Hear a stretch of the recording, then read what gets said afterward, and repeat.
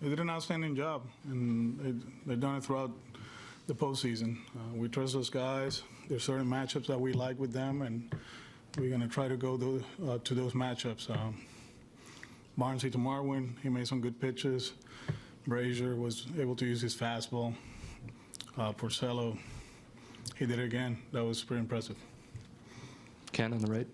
Alex, what did you think of Price, and how badly did you want him to get that third out in the fifth? He threw the ball well, actually. You know, good velocity. Start mixing up his changeup later on in the outing.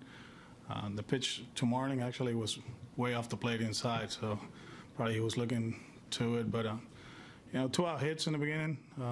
The one by George, there's nothing we can do.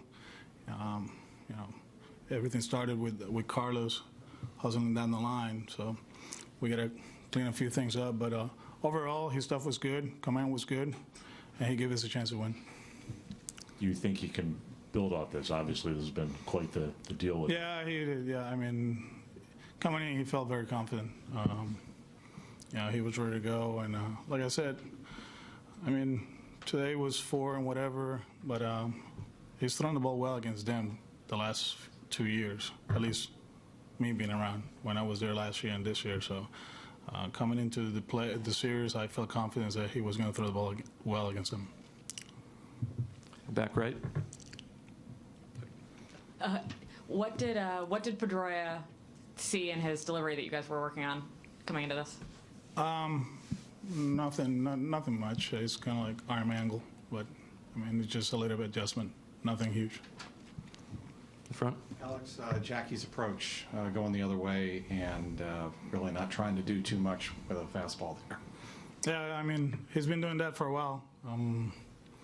Got to the point during the season that we had to actually take him out of the lineup for 3, 4, 5 days during a week, actually right before we went to Houston.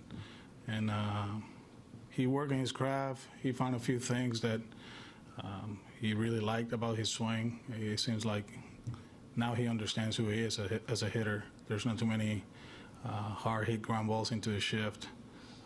He's staying through it. And since I don't know when, you know, he's been a complete player. In his on-base percentage, driving the ball against lefties, against righties, going the other way. He's been very consistent with it. Back left. What did you see in the overall offensive approach against Cole in the first 3 innings?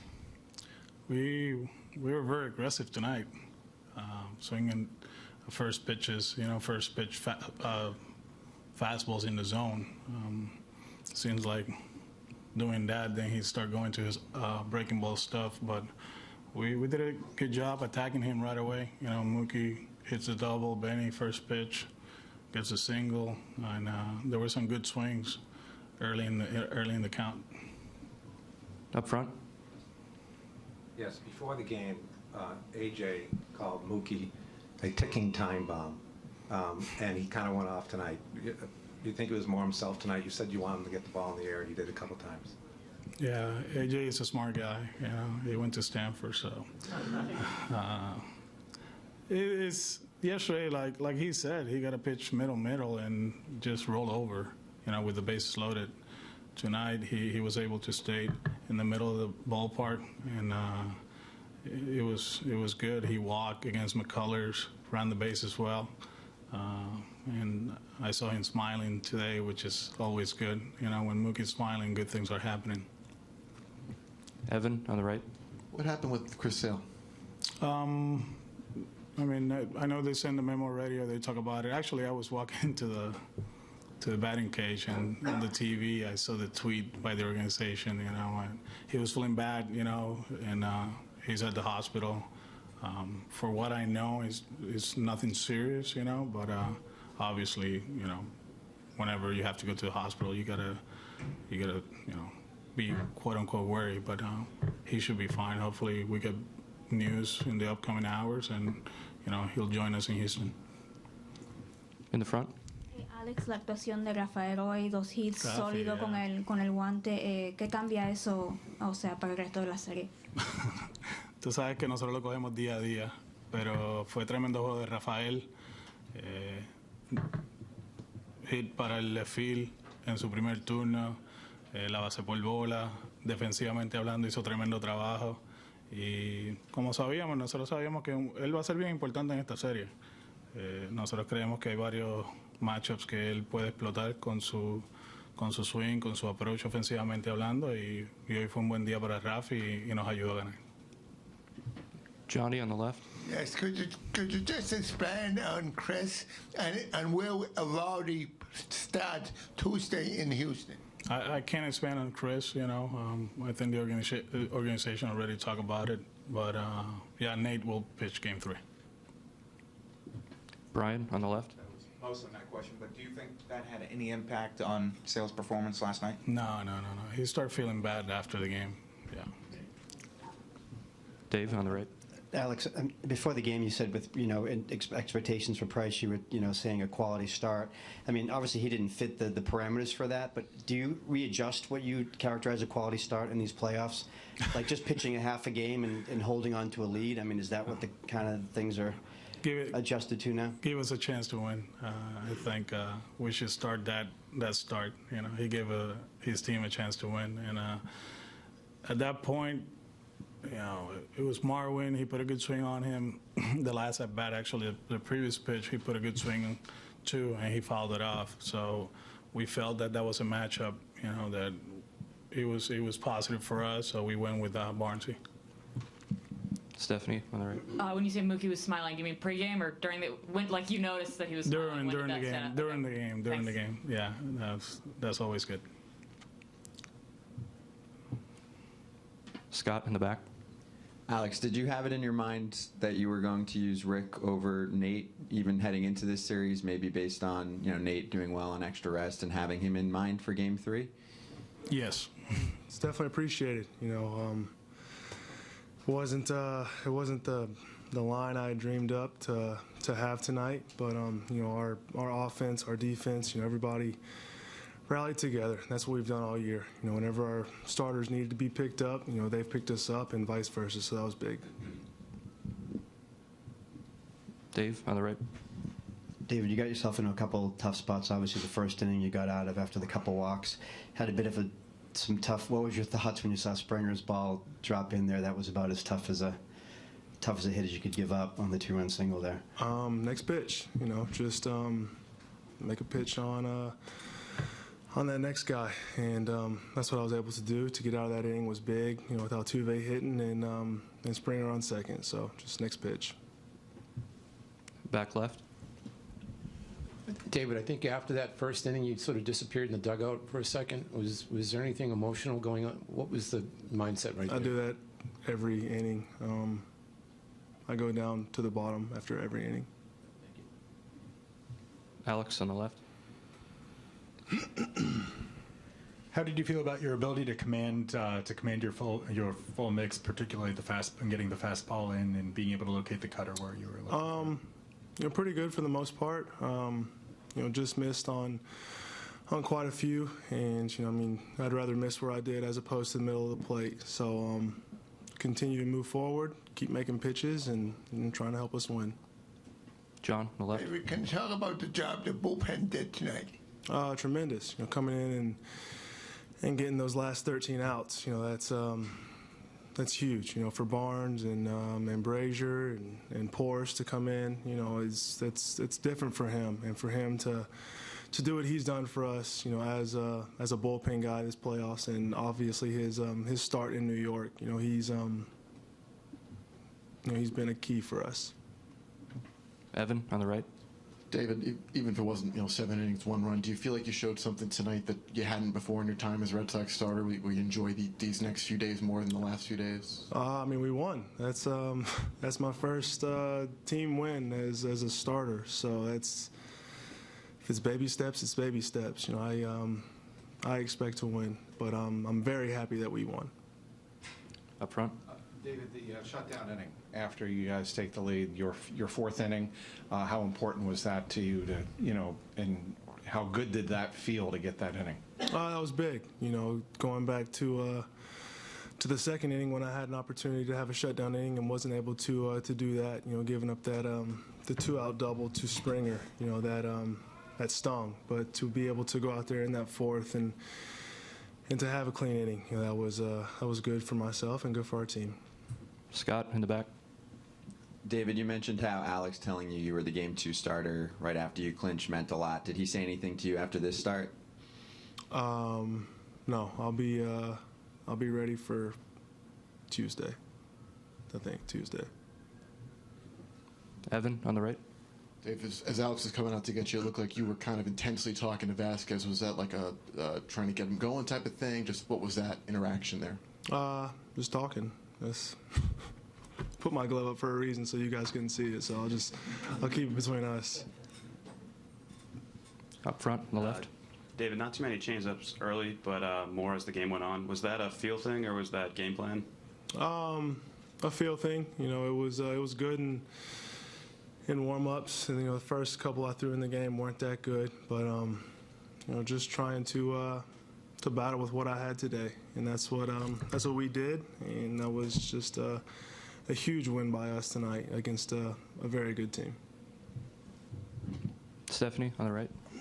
Not the line you imagined, but the result you imagined. Does it feel as good as you imagined? It does. I mean, you can ask any of my teammates for the 10 years I've been in the big leagues, or coaches, or anybody that's been around me. All I want to do is win. I mean, I expect myself to be great in big moments, and I haven't done that thus far in my career. But I came here to win, period. I came here to win a World Series and to do it multiple times, and that's what I'm about. I put myself aside. This isn't about me. I understand the narratives. I get that. I deserve those narratives, but this is bigger than David Price. This isn't about me. This is about the Boston Red Sox. On the left. David, Mookie had struggled a little bit early in the postseason, not quite his usual self. He had a couple doubles today, started to come alive a little bit. What does that mean for you guys going forward? I mean, he's Mookie Betts. He's the MVP of our team. He's the MVP of baseball. So, he means a great deal for us. But he knows, if he's not swinging the bat as well as he thinks he should be, he knows that his defense in right field makes up for that. So. He never takes his at-bats out to the field. He continues to make really good defensive plays, and that's what we need from Mookie. I mean, it is what it is. I just go out and do what I can to help the team win, try and be consistent and having some good at-bats and getting some timely hits and whatnot. But, it's not just me. I mean, we got, 25 guys out here to win. Up front.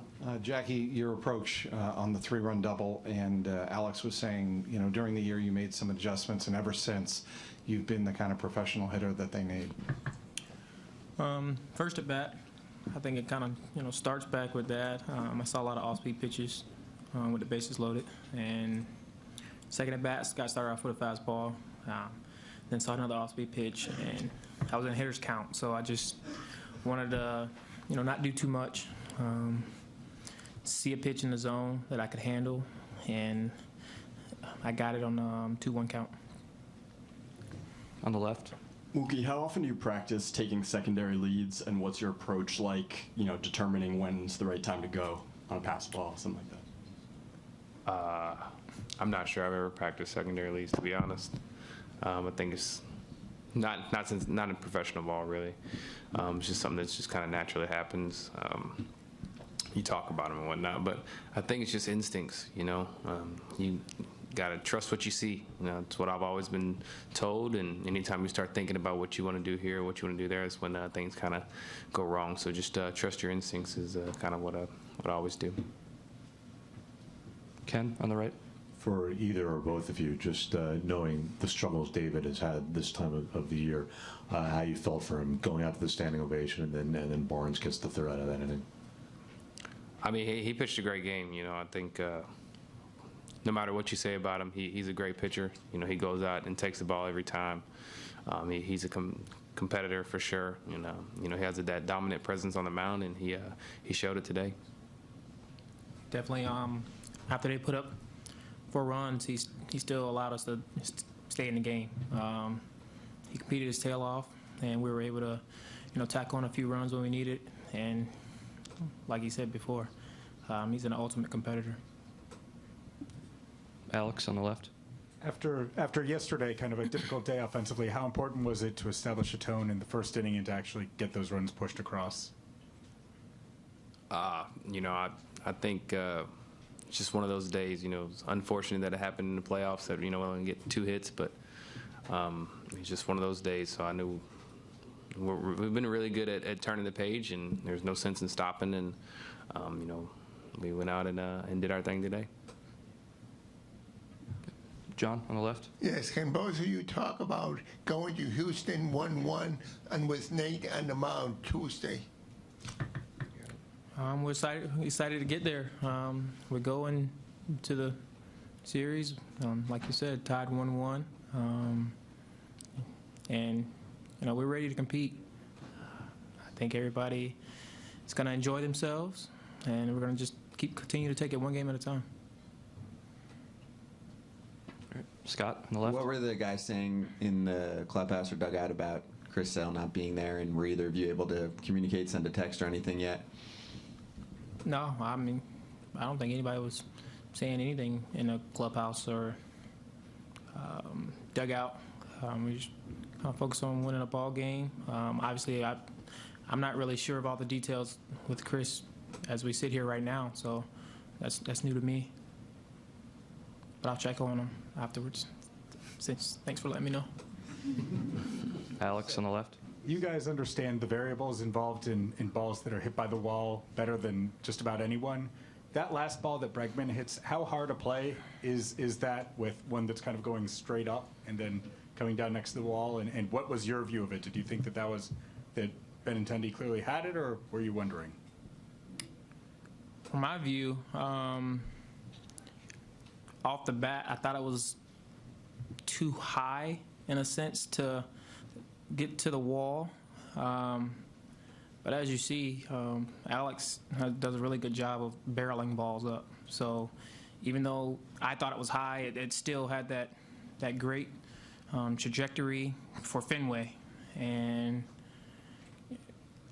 at first I just thought it was going to be a normal out, maybe one step onto the track. But then as I saw Benny kind of go back and get closer to the wall, I actually started darting over towards his weight in case of the bounce off the wall. And he told me personally that the ball came back. So I'm glad that it did. Evan on the right. For both of you guys, when the bottom of the order is going, when Jackie gets on base for Mookie or somebody else in that portion, does it create a different dynamic? Mookie, if someone's on base in front of you, and Jackie, do you think about that when you're batting the Mookie's coming up pretty soon after you? I think it just extends the lineup. We'd like to be able to put together great at-bats up and down the lineup, no matter who's up.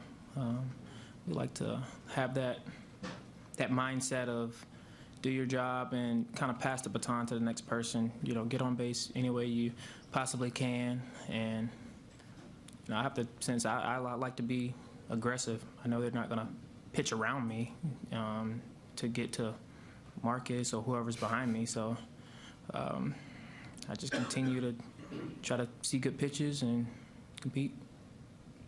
I think when those guys start rolling, it definitely makes our whole lineup a lot better.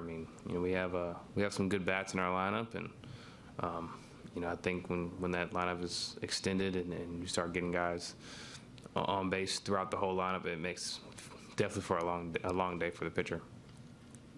Brian on the left. Speaking of the trajectories of Fenway, Jackie, have you seen a replay of the 3-run double? Yeah. What did you think about the way it kind of just bounced around down there in the corner? Have you seen something like that before? Not ever since I hit the ladder. I want to say that was 2 years ago or maybe a year ago. But it's pretty cool. I've never seen it, ride the top of that little edge like that before. It's pretty unique. Back right. Obviously, you guys aren't in the bullpen with him, but when you get a guy like Ryan Brazier coming into your clubhouse after everything he's been through, does he bring any kind of new perspective? I'm not sure about new perspective, but he has that presence that when he takes the mound, that you know something good's going to happen. He's a dog. He gets on that mound. He doesn't care who's in the box. He's going to get you out. And I think having that mindset is huge, especially being somebody in the back end of the bullpen. And he's definitely proven why he belongs.